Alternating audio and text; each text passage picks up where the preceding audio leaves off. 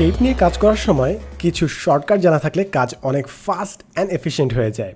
So first of all একটা shape নিই আমরা, ইনসার্টে গিয়ে শেপসে গিয়ে মনে করেন রেক্ট্যাঙ্গেলটা। এখন রেক্ট্যাঙ্গেল যদি আমরা শেপটা নিই, যে কোনো শেপে জিনিসটা হতে পারে, বাট যে মোমেন্টে আমরা শিফট প্রেস করব, বুম, আমাদের একদম ইকুয়াল একটা স্কোয়ার তৈরি হবে, একটা সুষম সাইজের শেপ আমরা পাবো।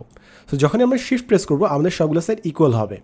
সিমিলার ইনসাইডে যে যদি আমরা মনে করেন সার্কেল নেই কিংবা ওভাল নেই, ওভাল বিভিন্ন শেপ অ্যান্ড সাইজের হবে, বাট যে মোমেন্টে আমরা শিফট প্রেস করবো, বুম, আমাদের একদম চারপাশ থেকে সমান সার্কেলটা আমরা পেয়ে যাব। সো এইগুলো হচ্ছে সব কিছু ইকুয়াল সাইজ নেওয়ার জন্য। এখন মনে করেন আমি একটা পার্টিকুলার পয়েন্ট থেকে একটা সার্কেল ড্র করতে চাচ্ছি, মনে করেন এই পার্টিকুলার পয়েন্ট থেকে। সো আমি যদি কন্ট্রোল প্রেস করে সার্কেলটা নিই, তাহলে দেখেন যেই পয়েন্ট থেকে আমি শুরু করলাম ওই পয়েন্ট থেকে আমার শেপটা হওয়া শুরু করলো। এখন আমি যদি শিফট প্রেস করে থাকি, একদম ইকুয়াল সার্কেল। সো আমি যে কোনো একটা নির্দিষ্ট পয়েন্ট থেকে কন্ট্রোল অ্যান্ড শিফট প্রেস করে থাকলে একদম ওই পয়েন্ট থেকে আমার শেপটা ক্রিয়েট হবে। সো এই দুটি ছিল একদম হচ্ছে ইজি হ্যাক। এবার আসি এগুলোকে বাড়ানো, কমানো কিংবা ঘোরানো অপশনে। এটা ডিলিট করে দিই, এটা ডিলিট করে দিই।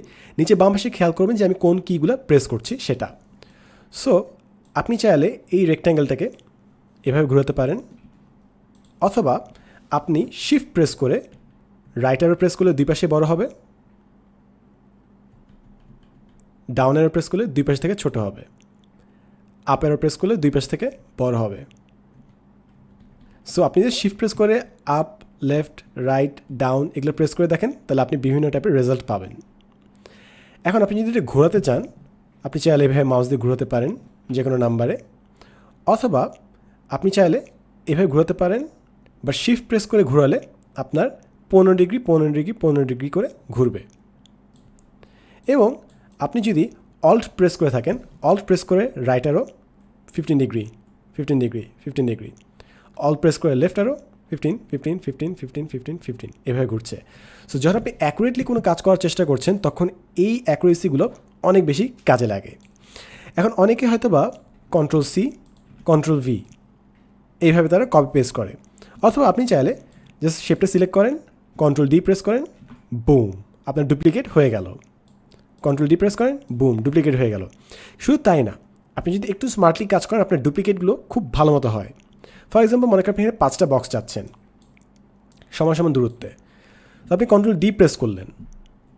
এরপর যেই কপিটা কপি হয়ে আসলো ওটাকে একটা নির্দিষ্ট ডিস্টেন্সে বসান, মনে করেন এই ডিস্টেন্সে।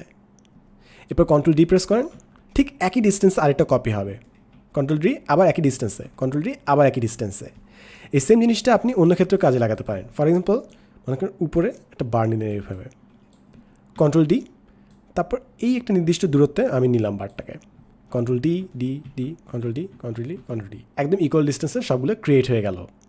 সো এইভাবে আপনি একদম ফরম্যাট মেনটেন করে মার্জিন অনুযায়ী আপনার শেপগুলো নিতে পারবেন। ফাইনালি মনে করেন আপনি কপি পেস্ট করতে যাচ্ছেন, আপনি জাস্ট কন্ট্রোল চেপে ধরে কার্সার ধরে টান দেন, আপনার কিন্তু বিভিন্ন কপি হয়ে যাবে। অ্যাজ ইজি অ্যাজ দ্যাট, খুবই সিম্পল। এবং তার চেয়ে মজার বিষয় হচ্ছে মনে করেন আপনি একই লাইনে সবগুলো কপি পেস্ট করতে যাচ্ছেন। সো কন্ট্রোল প্রেস করেন, কন্ট্রোল প্রেস করে শিফট চেপে ধরে সাইডে নেন, একদম লাইন বরাবর আপনার সব কন্ট্রোল পেস্ট হয়ে যাবে। অথবা আপনি চাইলে উপর নিচেও টানাটানি করতে পারেন, তাহলে উপর নিচে কপি পেস্ট হয়ে যাবে। সো এভাবে ইজিলি আপনি খুব দ্রুত শেপ নিয়ে কাজ করতে পারেন। এবং এইটা যখন আপনি শর্টকাট নিয়ে কাজ করা শুরু করবেন, আপনার কাজ অনেক ইজি হয়ে যাবে। মনে করেন আপনি র্যাক র্যাক র্যাক অনেকগুলো চেষ্টা করছেন বানানো, কন্ট্রোল ডি একটা লাইন মতো বসালাম, ড্র করে একদম পুরো স্ক্রিন ভর্তি করে ফেলতে পারবো। সো আপনি যত এই শর্টকাটগুলো বেশি ব্যবহার করবেন, তত বেশি আপনার লাইফে এই জিনিসটা কাজে দিবে এবং আপনার কাজকে অনেক এফিশিয়েন্ট করবে।